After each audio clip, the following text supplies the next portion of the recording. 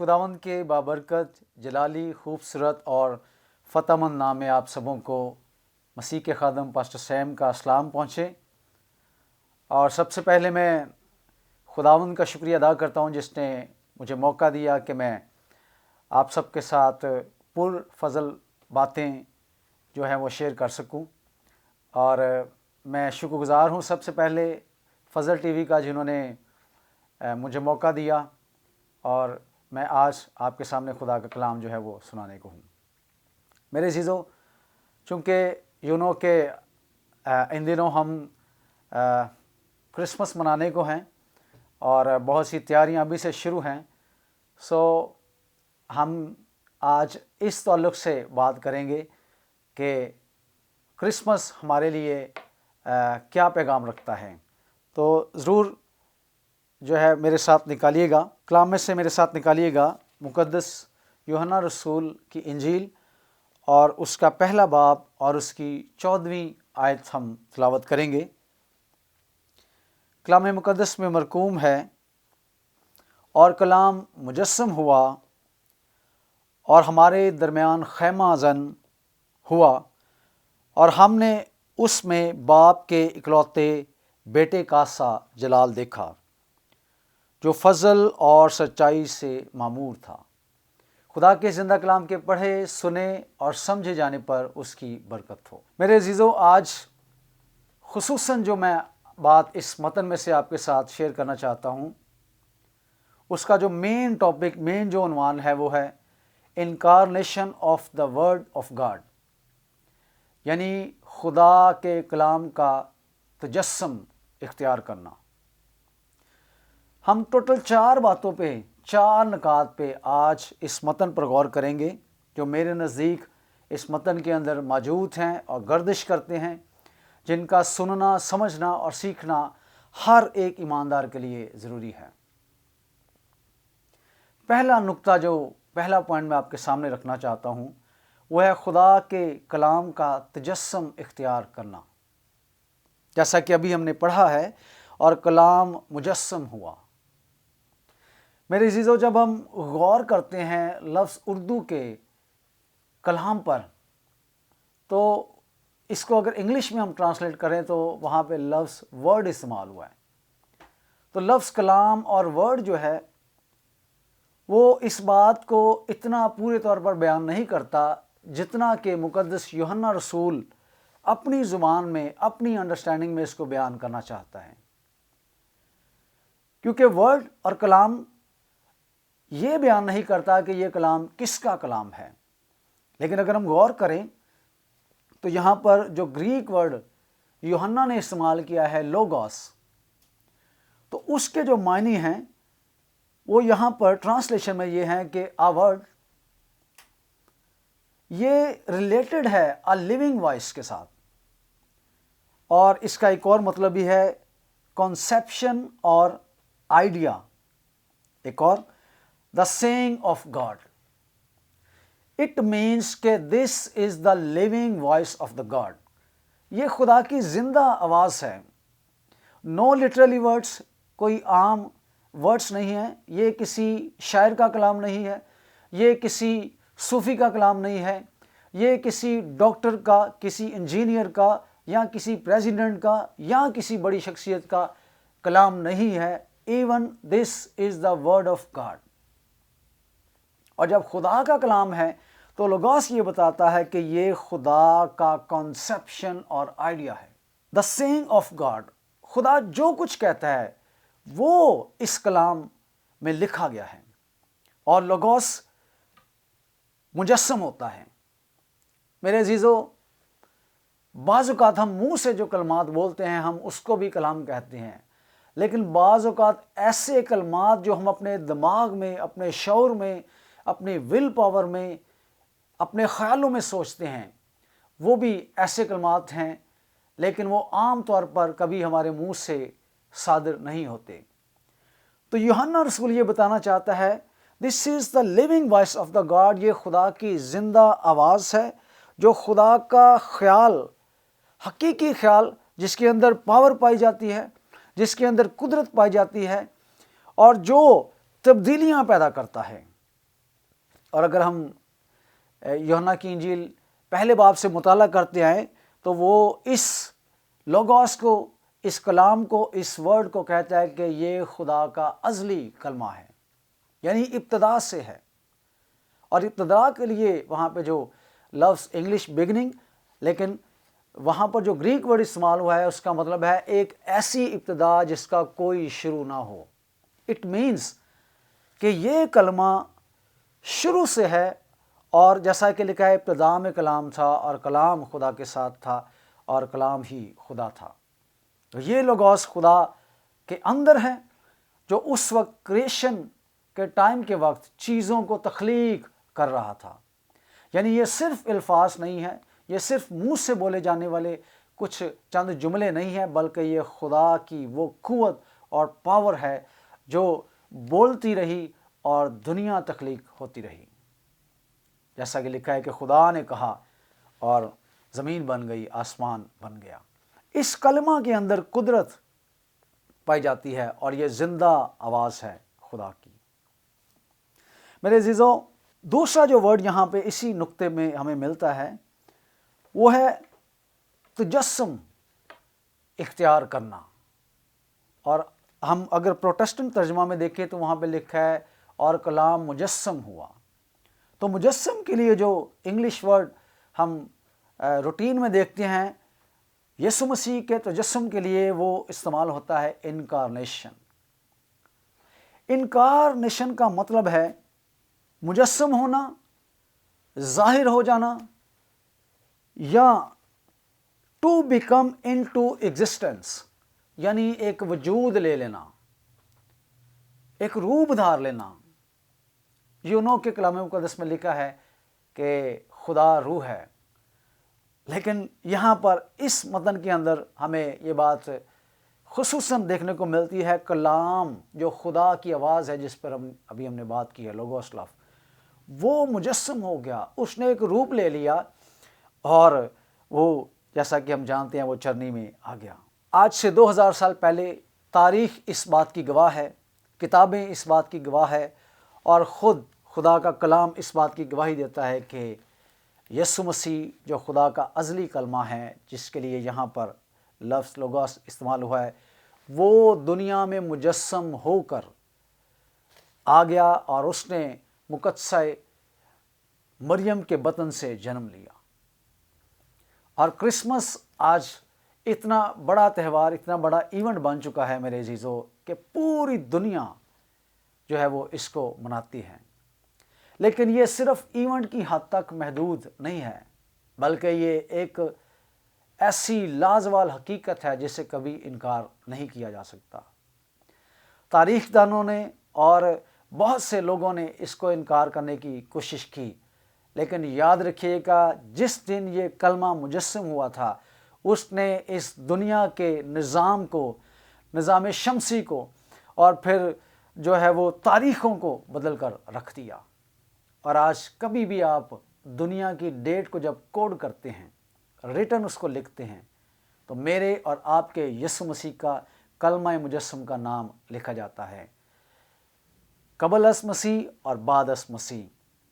It means کہ یسوع مسیح کے بغیر ہماری دنیا کی تاریخ جو ہے وہ نامکمل ہے۔ دوسرا نقطہ جو میں آپ کے سامنے میرے عزیزو رکھنا چاہتا ہوں وہ ہے خدا کے کلام کا فضل اور سچائی سے معمور ہو جانا۔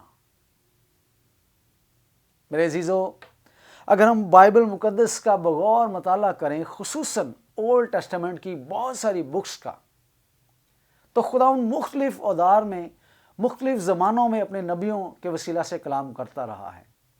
اور بعض اوقات خدا جب ناراض ہوتا، اپنی قوم پر غصہ کرتا، تو وہاں پر ایسے الفاظ خدا استعمال کرتا ہے، لعنت کرتا ہے لوگوں پر، غصہ کرتا ہے، نالش کرتا ہے لوگوں پر، اور قہر نازل کرتا ہے۔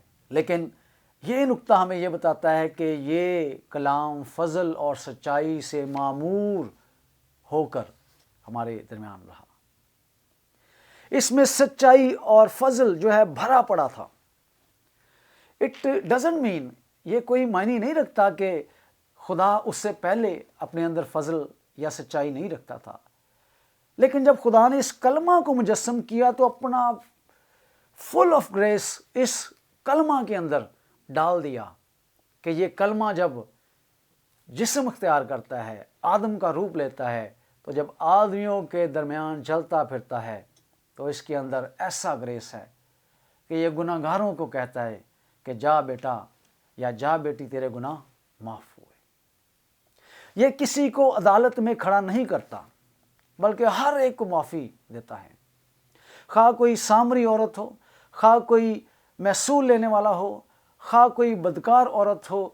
خدا کا ازلی کلمہ جب فضل سے بھرپور ہو کر اس دنیا میں آتا ہے تو وہ ہر ایک کو فضل کے ساتھ جو ہے وہ اس کے ساتھ تعلق رکھتا ہے۔ میرے عزیزو، کلام مقدس میں بتاتا ہے کہ خدا کا کلام سچائی ہے، اور لکھا ہے کہ سچائی سے واقف ہو تو سچائی تمہیں آزاد کرے گی۔ تو یہ ایک ایسی سچائی ہے جو فضل سے بھری ہوئی ہے، جو ہمیشہ دوسروں کو جو ہے وہ قوت دیتی ہے، طاقت دیتی ہے، اور سب سے بڑھ کر جو ہے وہ فضل عطا کرتی ہے۔ میرے عزیزو، تیسرا نقطہ جو میں آپ کے سامنے اس متن میں سے رکھنا چاہتا ہوں وہ ہے خدا کے کلام کا لوگوں کے درمیان میں رہنا۔ میرے عزیزو، خدا کی یہ خواہش ہے کہ خدا لوگوں کے درمیان میں رہنا چاہتا ہے۔ میں آپ کو بہت پیچھے لے کر جانا چاہوں گا کہ جب خدا نے کائنات کو، دنیا کو، انسان کو تخلیق کیا، بنایا، تو لکھا ہے کہ خدا نے آدم اور حوا کو لے کر عدن میں رکھا، اور خداوند خدا جو ہے وہ ٹھنڈے وقت میں آ کر آدم اور حوا سے بات کیا کرتا تھا۔ اٹ مینس کہ خدا درمیان میں باغ میں آ کر اپنے لوگوں سے، ایڈم سے، ایو سے بات کیا کرتا تھا۔ تو یہ خدا کی خواہش ہے، جب سے اس نے انسان کو بنایا ہے وہ اس کے درمیان میں آ کر رہنا چاہتا ہے۔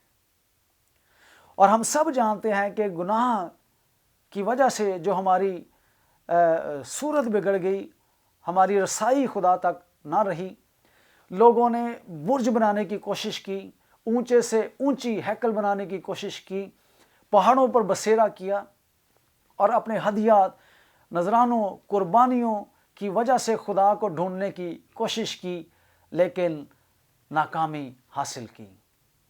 لیکن جب خدا خود پہل کرتا ہے درمیان میں رہنے کی، خدا خود درمیان میں آنے کی پہل کرتا ہے، تو دیکھیے کہ بائبل کا خدا لوگوں کے پاس خود چل کر آتا ہے اور ان کے درمیان میں آ کر کھڑا ہو جاتا ہے۔ درمیان میں رہنے کا جو میرے پاس متن ہے وہاں پہ لفظ بڑا مضبوط لفظ ہے، اسٹرانگ ورڈ ہے، خیمہ زن ہوا۔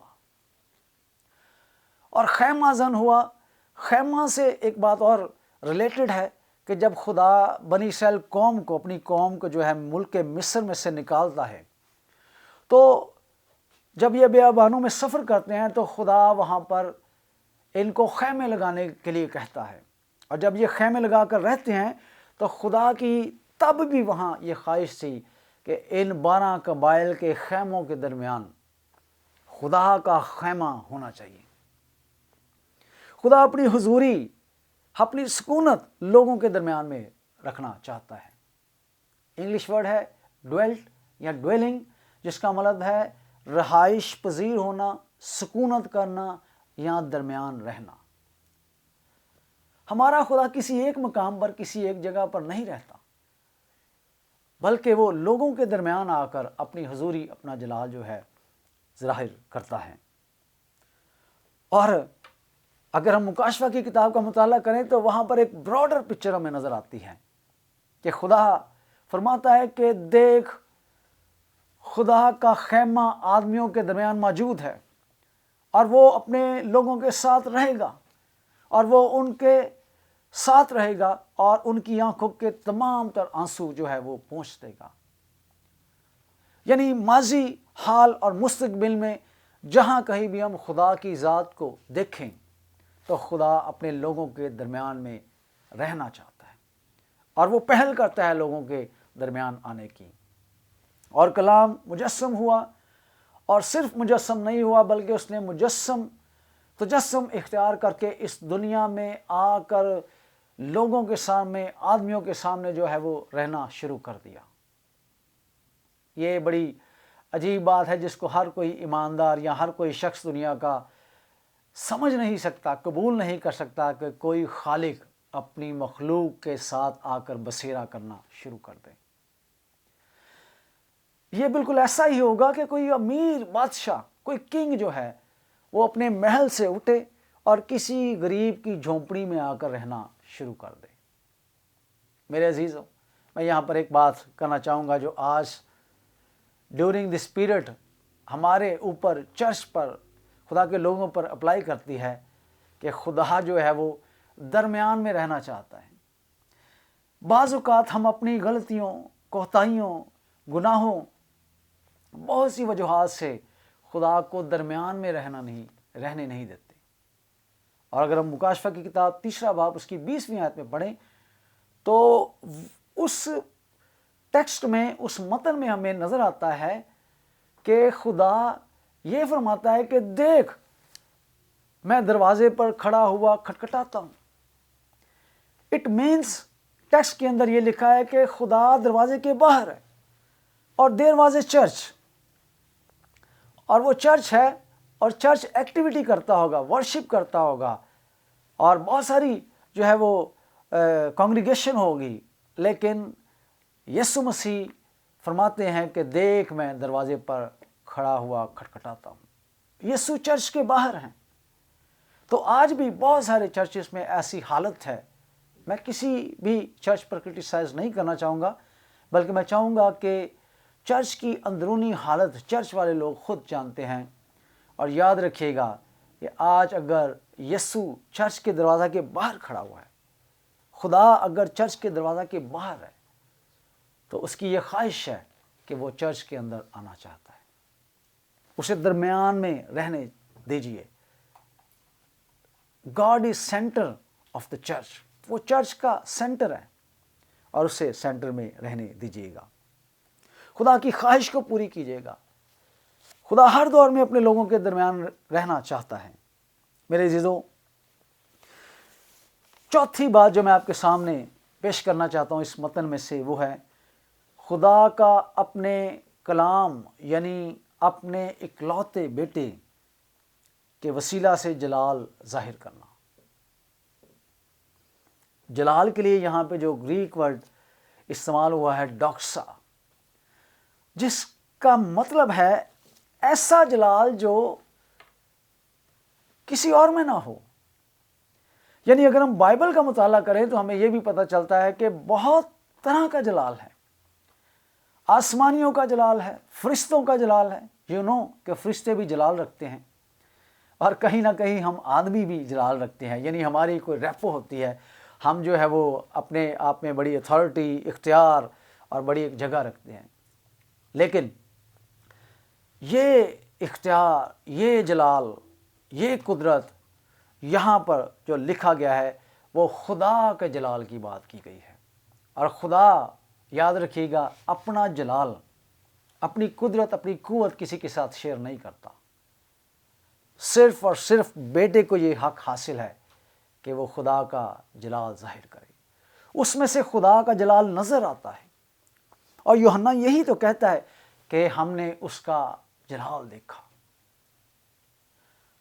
میرے عزیزو، یوحنا جو یسوع مسیح کا شاگرد ہے، رسول بھی کہلایا، اور یہ شخص جب یسوع مسیح دعا کرنے جاتے تو خصوصاً یہ شخص ہمیشہ اس کے ساتھ رہتے تھے۔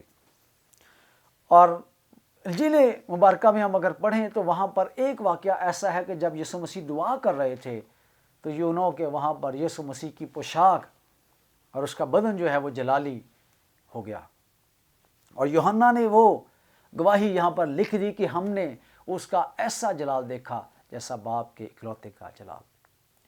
اور یوحنا نے نہ صرف یسوع مسیح کو آدم کے روپ میں، انسانوں کے روپ میں چلتا پھرتا دیکھا، بلکہ اگر ہم مطالعہ کریں مکاشفہ کی کتاب کا تو وہاں پر ہمیں نظر آتا ہے کہ وہ ایک بڑی خوبصورت پکچر پیش کرتا ہے۔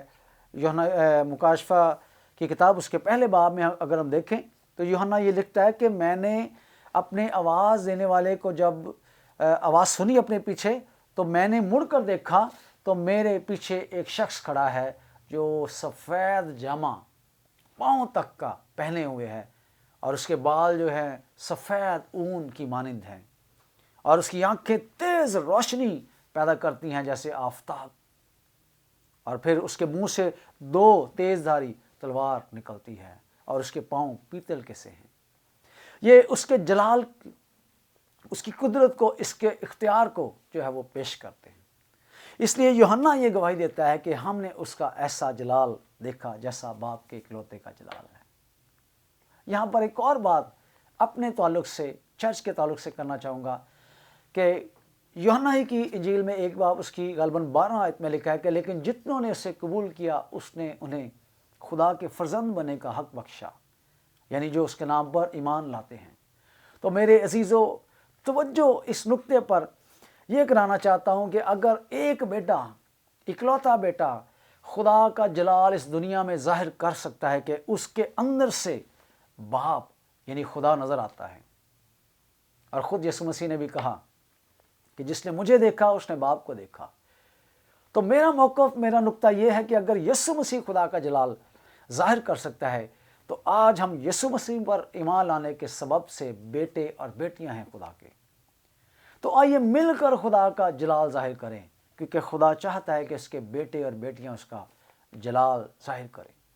اس اینڈ آف دا ٹائم میں، اینڈ آف دا پیریڈ میں، اخیر زمانہ میں خداوند اپنے روح جو ہے ہر فرد بشر پر، ہر بلیورز پر، ہر فالوورز پر ڈالنا چاہتا ہے، اور خدا چاہتا ہے کہ اس کا جلال ظاہر کیا جا سکے۔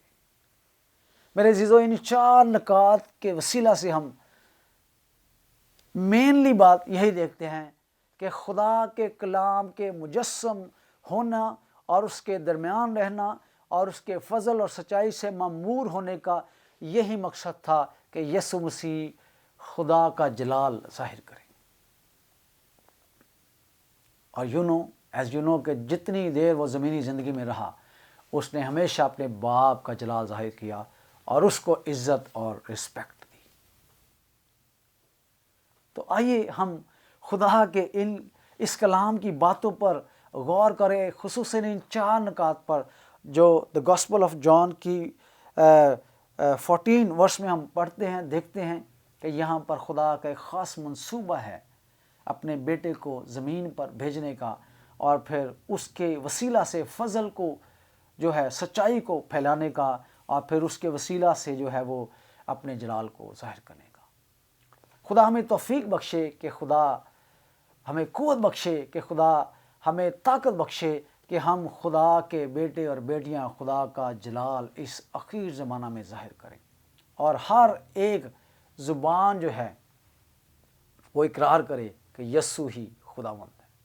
آئیے اس کرسمس پر، ان دنوں میں، اس ازلی کلمہ کو، اس لوگوس کو، خدا کی لیونگ وائس کو جو فضل سے بھری ہوئی پڑی ہے، اس کو اپنے اندر جگہ دیں اور اس کو اندر بسنے دیں، تاکہ ہم جیسا مسیح نے خدا کا جلال ظاہر کیا، جیسا مسیح نے باپ کا جلال ظاہر کیا، ہم بھی خدا کا جلال ظاہر کریں۔ آخر میں شکریہ ادا کرنا چاہوں گا فضل ٹی وی کی تمام تر ٹیم کا، اور خاص طور پر پاسٹر زبلون دانش کا، جن کے انویٹیشن پر میں یہاں پر آج آپ کے سامنے کلام سنا رہا ہوں۔